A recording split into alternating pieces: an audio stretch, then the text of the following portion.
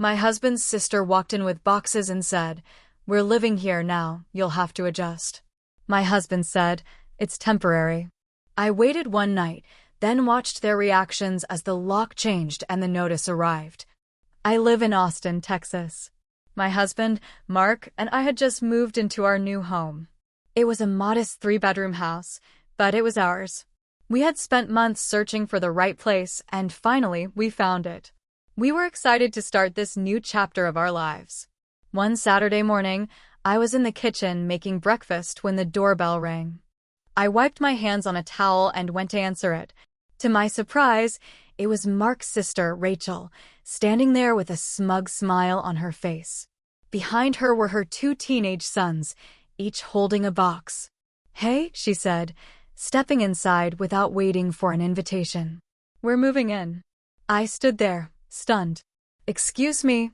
Mark appeared behind me, avoiding my gaze. "It's just temporary," he mumbled.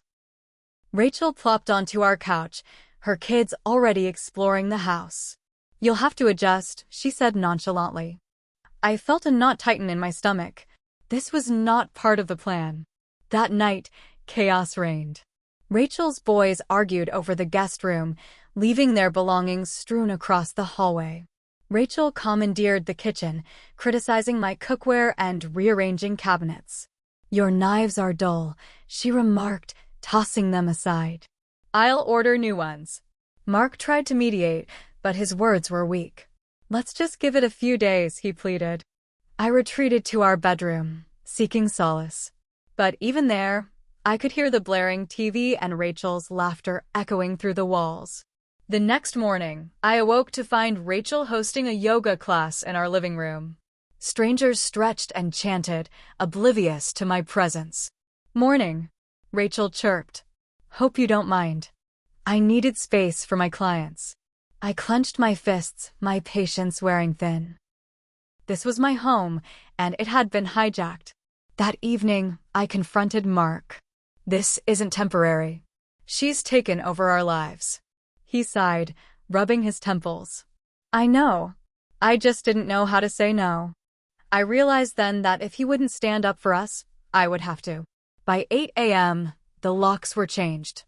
I left the notices on the kitchen counter and front door. Rachel returned from her morning jog, reaching for the door handle. It didn't budge. She banged on the door. "What's going on?" I opened the door slightly, handing her the notice. "You have 24 hours to leave." Her face turned crimson. "You can't do this." "I can, and I have." Mark stood behind me, silent. Rachel glared at him. "You're letting her do this?" He nodded. "It's time." Rachel packed her belongings in a fury, her sons sulking beside her. By the next morning, they were gone. The house was quiet again. Mark and I sat on the porch, sipping coffee. "I'm sorry," he said. "I should have stood up sooner." I nodded. "Next time, we set boundaries together." He reached for my hand. Agreed. Peace had returned, and with it, a newfound strength in our partnership. Rachel was gone, but the silence didn't last long. 2 days after she left, we got a letter. Not a text, not an email, a real letter in an envelope, slid under our front door. It was from Rachel. The handwriting was messy, angry. The letter said we owed her money. She claimed she had paid for groceries, cleaning supplies, a new blender, and energy costs while she stayed. She included a breakdown of everything, $412.79 in total, and said if we didn't pay in 10 days, she'd take us to small claims court. Mark laughed at first, but I didn't. This woman had walked into our house without asking, disrupted our lives, and now wanted compensation? I told Mark if she takes us to court, I'll bury her with receipts. He said, "Let her try. She's bluffing." 3 days later, we were served. Not by a sheriff or anything dramatic. Just a guy with a clipboard who handed me papers while I was watering the plants. Rachel was suing us for unlawful eviction and emotional distress. Mark sat at the kitchen table staring at the paperwork like it might disappear if he blinked long enough. "This is insane," he muttered. "She's really doing this?" I said nothing. I just went to the cabinet, pulled out the folder where I'd saved every piece of mail, every receipt, every email. I had taken photos of her yoga classes in the living room. I had messages from her where she admitted she had no job, no place to go, no agreement to stay. She had even messaged me at one point calling me house-obsessed. Still, being sued wasn't just annoying, it was stressful. Mark's boss heard about it somehow and asked him if everything was okay at home. My manager at work quietly pulled me aside and asked why I looked like I hadn't slept. The court date was set for 2 weeks out. In that time, Rachel posted about us on Facebook. She didn't use our names, but it was obvious who she meant. Family can be cruel. Kicked out in the middle of my healing journey, she wrote, with a photo of herself looking sad in a car. Then something else happened. We came home one night and found a strange car parked in our driveway. Inside it was Rachel's oldest son, staring down at his phone, refusing to look at us. When Mark knocked on the window, he rolled it down and said, "Mom told me to wait here. She needs something." Mark said, "She's not welcome here. You can wait at the curb." He moved the car, but the next day, there was another visit. This time it was Rachel herself. She stood at the sidewalk, taking photos of our house with her phone. Mark opened the door and yelled, "What the hell are you doing?" She didn't answer, just smiled and walked away. I called a lawyer. It cost more money than we could really afford, but I didn't care. The lawyer reviewed everything and said Rachel didn't have a case. But the harassment? That was something we could potentially act on. "This isn't just annoying," she said. "It's bordering on stalking." I filed a police report.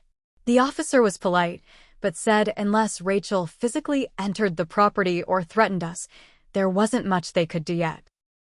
"Document everything," he advised. So I did. I installed cameras. I kept a journal. I even recorded phone calls when she started leaving voicemails. They weren't threatening, but they were strange. In one, she said she had a spiritual right to the house because she had cleansed the energy during her yoga sessions. In another, she asked if she could come by and pick up her soul crystals from the backyard. Mark said, "I don't even know what that means." I said, "It means she's not finished." The court date came, and Rachel showed up dressed like she was attending a funeral. Her lawyer looked tired. Ours looked confident. Rachel spoke first, telling the judge we had let her move in, then kicked her out with no notice. She teared up. She said she felt betrayed by blood. I handed over copies of texts, receipts, a time-stamped calendar, and a photo of her yoga class with 6 strangers on my rug. Her face changed when she saw that photo. The judge didn't make a decision that day. He said he would review everything and send the decision in the mail. But the look on Rachel's face when she walked out of that courtroom told me she knew. Still, the stress didn't stop. Not yet. Rachel's Facebook posts got nastier. She tagged Mark's workplace in a post accusing him of abandoning family in need. One night, we woke up to find our mailbox stuffed with shredded paper. Our front yard had a row of dandelions pulled out and left in a pile like a weird message. Mark was breaking. He came home one evening and sat in the driveway for 30 minutes before coming inside. He finally said, "She's broken something in me." I told him, then we take it back. Piece by piece. We started writing a letter. Not to Rachel, but to her ex-husband. To her old landlord. To people who dealt with her before. We didn't send them yet, but we collected names, facts, screenshots. It wasn't revenge. Not yet, but it was going to be. 2 days after court, we got the letter. The judge dismissed the case. Rachel got nothing. Not even the $412.79 she had demanded for groceries and energy cleansing. It should have felt like a win, but the second we opened the letter, Mark's phone buzzed. A new voicemail from an unknown number. We played it on speaker. It was Rachel, crying loud, dramatic sobs. Then her voice came through, broken and hoarse. "You ruined me. I hope you're happy. You have no idea what you've done. Mark deleted the message without speaking. The next day, someone broke the fence on the side of our yard. Not a clean break, more like someone had yanked the panels out in frustration. One was lying in our neighbor's bushes. I called the police again. They filed another report. Nothing they could do without video, they said. 2 days later, Mark's mom called. She was crying too, but not about Rachel. She said Rachel had moved in with her, and after 2 days of arguments, Rachel had packed up and left again. But before she did, she took a stack of Mark's childhood photo albums from her mom's basement. She said you didn't deserve them, his mom whispered. I begged her to leave them, but she just smiled and walked out with them in a box. Mark didn't say anything for a long time. Then he quietly walked into our garage and didn't come out for an hour. That same week, my job called me into HR. Someone had emailed the company with screenshots from a fake Facebook account, accusing me of unethical behavior. The screenshots were bad fakes, photoshopped badly, like something from a high school project, but the message was clear. Rachel was coming at us from all directions.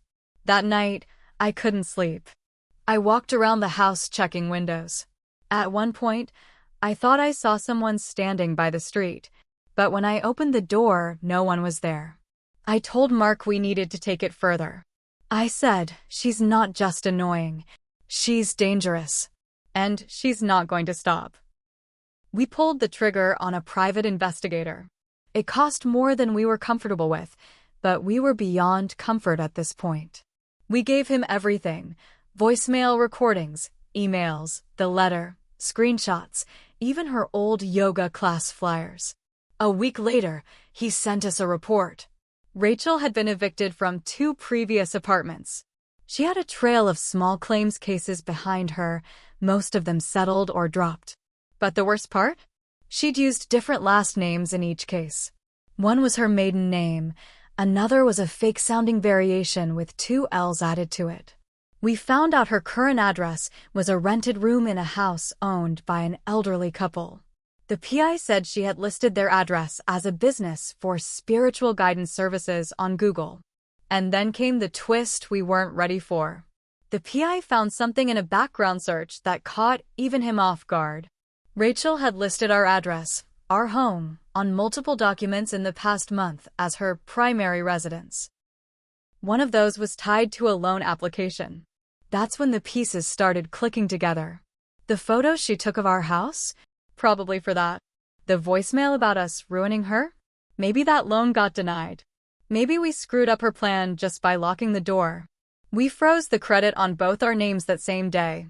I also pulled the deed to our house online and made sure our names were still clean on it. They were, but now I couldn't sleep without checking it every few days. The final straw came one afternoon when I got home from work. There was a woman standing on the porch, looking confused. "Can I help you?" I asked. She said she was here for a spiritual healing session. My heart sank. I asked who she spoke to. She pulled out her phone and showed me a Facebook page, Rachel's face, under a business called Inner Spark Haven. The address listed? Our house. I almost laughed. Almost. Instead, I told the woman the business didn't exist and that she should file a fraud report. She apologized and left. I reported the Facebook page immediately.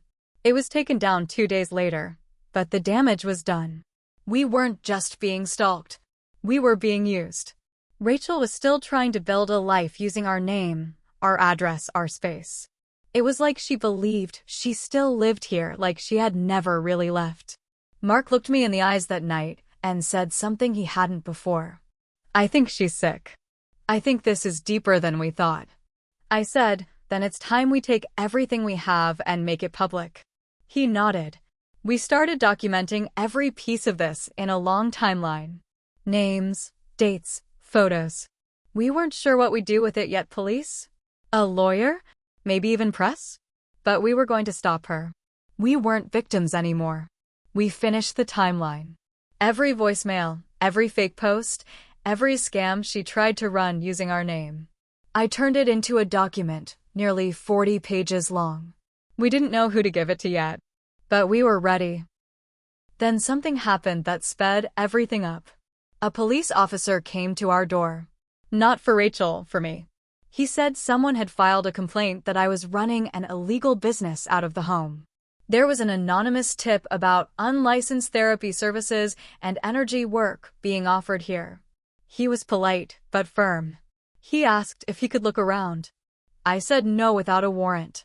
He left, but I saw him taking notes. Rachel had crossed a line. Again. We filed for a restraining order the next morning. Our lawyer helped us, and we included everything in the document. Every weird visit. Every threat. The fake business. The court case. The loan applications. Everything. It got approved. Rachel was banned from coming within 500 feet of us or the house. If she contacted us in any form, she could be arrested. We sent the order to her by certified mail, with a copy to the house where she was staying. 3 days later, she showed up anyway. She didn't come to the front door this time.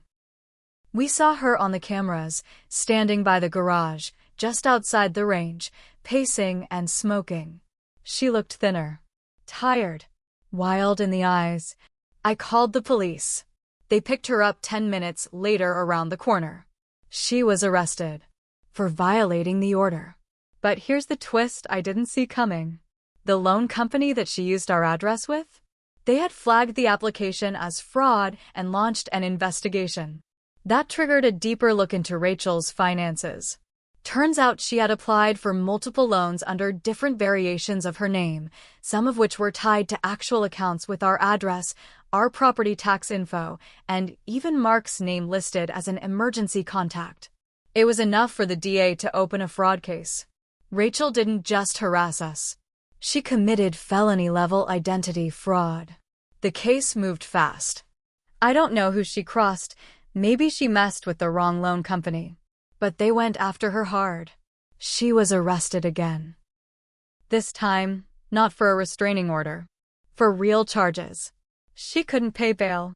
She sat in jail for almost a month before the hearing. Mark and I didn't go to the trial. We didn't need to. Our lawyer went. We sent the documents. She was found guilty on 3 counts of fraud, 1 count of harassment, and 1 count of identity theft. She was sentenced to 18 months. Not a long time, but enough. Rachel's mother, Mark's mom, stopped speaking to us after that. Said we were cruel. Said Rachel needed help, not punishment. Maybe she was right. But we weren't her therapists. We were the ones she tried to destroy. Now here's where I admit my mistake. When Rachel first showed up, I didn't stand my ground. I let Mark handle it. I let her stay that one night, and then another, hoping it would blow over. Hoping it would fix itself.